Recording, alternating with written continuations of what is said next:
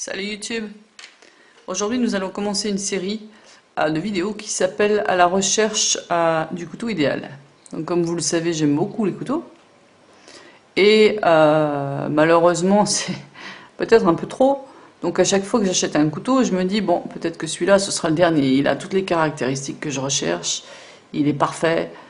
J'en achèterai pas d'autres. Bon, à chaque fois j'en rachète un autre. Mais et j'en vends pas mal aussi. Donc, plutôt que de faire la revue d'un couteau, puis d'un autre couteau, puis d'un autre couteau, je vais faire cette rubrique sous un autre aspect. C'est-à-dire qu'on va voir toutes les caractéristiques que je considère importantes dans un couteau, en tant que couteau EDC, ce qu'on appelle le terme EDC qui est adopté maintenant par les Français également. Donc nous allons voir plusieurs aspects d'un couteau. Et les aspects positifs, les aspects négatifs. Et bien entendu, ne retenir que les aspects positifs. Donc je vous présenterai toute ma collection, enfin pas toute la collection, mais en tout cas les couteaux que je porte régulièrement. Et nous verrons les aspects que j'aime et les aspects que je n'aime pas, en prenant justement pour exemple ceux que je possède actuellement. Alors, par exemple, la première partie devrait porter sur la facilité d'ouverture et de fermeture et la sécurité, bien sûr, qui est un aspect important pour les couteaux. Mais avant de rentrer dans ces différentes parties, je voulais faire une introduction aujourd'hui en vous présentant, à titre d'exemple, celui-ci. Celui-ci, c'est un Real Steel, c'est le modèle Mégalodon en français. Pourquoi je le présente? Mais tout simplement parce que je n'ai pas vu de revue, je crois pas en avoir vu ni en français ni en anglais, honnêtement. C'est pas un couteau très très populaire. Et pourtant, je trouve qu'il mérite quand même d'être mentionné lorsqu'on est dans cette recherche du couteau entre guillemets idéal, parce que je trouve d'une qualité extraordinaire. Alors, on est en présence d'un frame lock en titane. Donc le manche est en titane. Et on a une lame en S35VN. Donc c'est un couteau de la marque Real Steel. Vous avez le logo ici. Et il a été fabriqué pas sous d'après le design d'un certain Carson. Alors Carson, c'est un chinois, tout simplement, qui ne fait pas de copie. Il fait ses propres designs de couteaux et il se débrouille plutôt bien. En tout cas pour celui-ci, moi j'en ai vu plusieurs et celui-ci a vraiment retenu mon attention tout simplement parce que voilà quoi. Je le trouve magnifique en fait. Regardez le frame, la petite découpe ici, la forme. Pour moi, ce couteau-là, il est d'une précision dans la réalisation, c'est absolument extraordinaire. Je vous laisse l'admirer pendant 3 secondes. Et on va rentrer dans le détail. Donc, c'est un flipper qui est extrêmement efficace. Ça m'est pas arrivé une seule fois que la lame se déploie pas. Pas une. La détente est assez dure. Au départ, il est assez dur en fait. Mais très vite, il s'assouplit et il est extraordinaire, quoi. Donc, c'est un frame lock avec un insert en inox pour éviter donc une usure prématurée du titane. On a des... je connais pas les termes en français malheureusement, je préfère les faire en anglais, les revues, parce que j'ai beaucoup plus le vocabulaire. Mais on a donc ces espèces de thumb studs, ou ces petits ergots, qui sont pas des thumb studs, c'est-à-dire qu'ils servent pas à déployer la lame, mais en fait ils servent à l'arrêter. Voilà, comme on le voit. Donc la lame repose à la fois sur le frame ici, par les petits ergots, un de chaque côté, et vous avez également un tube ici, donc un arrêt à l'intérieur, interne au frame. Donc voilà, on est sur un produit qui est hyper bien foutu, quoi. J'adore la forme de lame, c'est une lame qui est hyper efficace, que je trouve hyper utilitaire, pointue, longue, une émouture plate, magnifique. Le stonewash, alors là il est un peu... il est un peu terni, mais il est super bien réalisé aussi. Hein. On a un finger choil devant, qui est un vrai, c'est-à-dire qu'on peut vraiment l'utiliser, hein, c'est pas dangereux pour le doigt. Il y a de la, si vous regardez, j'ai encore de la marge avant de toucher vraiment la lame. Donc c'est un vrai, une vraie, je sais pas comment on dit en français encore une fois, mais bon, une découpe de pouce quoi, pour traduire précisément. Et voilà, donc très ergonomique, surtout dans cette position-là en fait, qui est une position la plus courante pour l'utilisation d'un couteau. En pleine main, il est un petit peu moins, un tout petit peu moins ergonomique, mais il reste malgré tout très ergonomique. Voilà la bête. Alors, aspect positif de ce couteau. Comme je disais, c'est une machine de précision.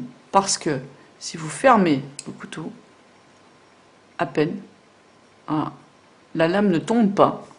Mais alors par contre, il suffit de secouer à peine et paf, il retombe. C'est juste parfait quoi. Le truc est parfait. Regardez ça, je vous le refais un coup parce que c'est... Moi je suis toujours impressionné quoi. Paf. Donc aucun risque qu'il vous retombe sur le doigt, qu'il vous coupe le doigt, mais en même temps il est d'une fluidité. Enfin, je vais m'approcher du micro et on va écouter, enfin il n'y a aucune friction. Il n'y a aucune friction. Voilà. Alors, à côté de ça, autre élément de précision dans ce couteau, encore une fois, je vais m'approcher. Si vous regardez à l'intérieur, donc il est sur ball bearings, donc des ball bearings, voilà, ça s'appelle comme ça en fait, on n'a pas traduit en français. Mais on les voit pas, c'est-à-dire qu'on voit pas les petites billes en céramique, tout simplement parce qu'en fait elles sont intégrées dans le frame lock, c'est-à-dire qu'elles sont dans le titane, à l'intérieur du titane, ce qui évite tout un tas d'avoir tout un tas de crasse qui passe dans les roulements à billes bah oui, tiens, ça s'appelle roulement à billes d'ailleurs, et qui font que le couteau au bout d'un moment n'est plus du tout utilisable, ou en tout cas ça gratte, ça va pas très bien. Là ici donc on est à l'intérieur. Alors j'ai laissé un petit peu la crasse parce qu'il y en avait un petit peu quand même. J'ai laissé dedans justement pour vous montrer. Je m'approche un peu plus et on va essayer de regarder ensemble ce qui se passe quand j'ouvre la lame. En fait, si vous le voyez bien, il y a tout le pivot qui tourne. Il n'y a pas que la lame, c'est tout le pivot qui tourne. Parce que justement, je suis à peu près là. Voilà. Parce que justement, le roulement à billes est situé à l'intérieur du frame, à l'intérieur des plaquettes de titane. Donc il y a le souci du détail vraiment pour faire un couteau vraiment très très efficace et qui va pas se détériorer facilement. Il y a vraiment plein d'aspects positifs. Alors au niveau de la taille, il n'a pas l'air comme ça, mais c'est un grand couteau. Hein. C'est un très grand couteau. Alors beaucoup de gens possèdent le Paramilitary 2 de chez Spyderco et c'est la même taille. Je dirais même qu'il est un tout petit peu plus long, même pas de grand chose, mais il doit être un petit peu plus long quand même. Donc c'est quand même un grand couteau, mais par contre il est super fin quoi. Voilà par rapport au Spyderco, tout ce qui dépasse du Spyderco par rapport à celui-ci. Autre chose, le Spyderco est un couteau qui a la réputation pour sa taille d'être assez léger. Il fait une centaine de grammes, 110, quelque chose comme ça. Celui-là, même poids. Il fait exactement le même poids qu'un Para 2. Pourquoi?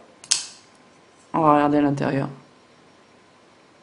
Voilà, il y a eu des découpes à l'intérieur du titane. On les voit bien ici. Donc pour alléger le couteau de ce côté-là, ils ont enlevé énormément de matière dans le titane, ce qui fait un couteau qui est hyper léger. Super léger. J'ai jamais vu un frame lock en titane aussi léger avec une lame de cette taille.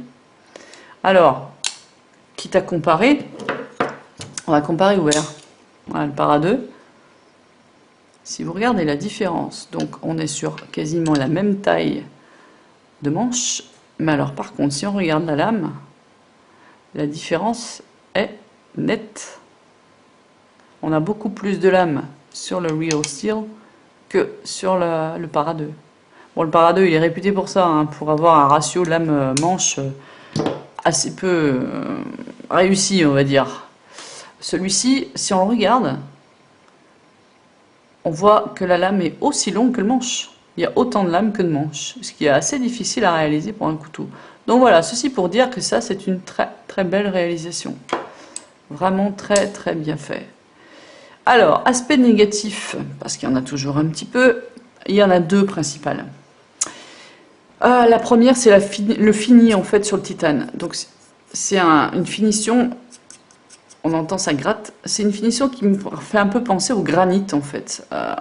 Ça fait finition granit, donc c'est un peu granuleux, mais à peine. Donc c'est une finition un peu sablée, qui est très jolie, hein, c'est très joli. Mais alors je pense que dans le temps, ça va choper les rayures, quelque chose de bien, ça va énormément se voir en fait. Sur une finition comme celle-là, je pense que les rayures, elles vont se voir énormément. Alors, moi ça me dérange pas, hein, un couteau qui montre qu'il a vécu, mais voilà, c'est pour les gens qui n'aiment pas, il faut savoir que je pense que dans le temps, les rayures vont se voir. Je rapproche un petit peu, on voit que c'est marqué là, S35VN, c'est marqué ici. Très joliment fait d'ailleurs, il y a une espèce de petit dessin là. C'est bien fait, hein. Donc tout est bien fait sur ce couteau, vraiment. Tout est très très bien réalisé. Il n'y a pas de défaut, il n'y a pas de... Voilà, c'est bien foutu. Donc le deuxième aspect négatif de ce couteau, c'est le flipper, le bouton du flipper, je sais pas comment on dit. Il n'y a pas de jimping, il n'y a pas de cannelure, il n'y a rien pour accrocher le doigt. Donc comme la détente est assez dure, ça m'est arrivé une ou deux fois de pas le choper en fait, de glisser sur le truc. Mais bon, c'est rare. Et avec le temps, on s'y habitue et ça arrive assez rarement. Mais ça peut arriver, parce qu'effectivement, ils auraient pu rajouter quelque chose. Alors, il est plat, il y a une espèce de forme. On va essayer de le voir. La forme exactement. Donc ça fait plat, il y a une espèce de petit... C'est incurvé quoi ici. Donc, généralement on y arrive, mais quand on le reçoit, il est assez raide. Et ça peut arriver de louper quoi. Donc voilà, un exemple d'un couteau qui pourrait être un couteau idéal. Alors, dans les différents critères que je recherche, je vous expliquerai pourquoi finalement il ne l'est pas. Donc, prochaine vidéo, ça sera la première partie sur ce que je vous ai dit, donc à savoir la facilité d'ouverture, de fermeture et la sécurité. Donc, restez connectés et bientôt, on va s'occuper de ces aspects-là et on va en discuter. Voilà, je vous souhaite une très très bonne journée et à bientôt.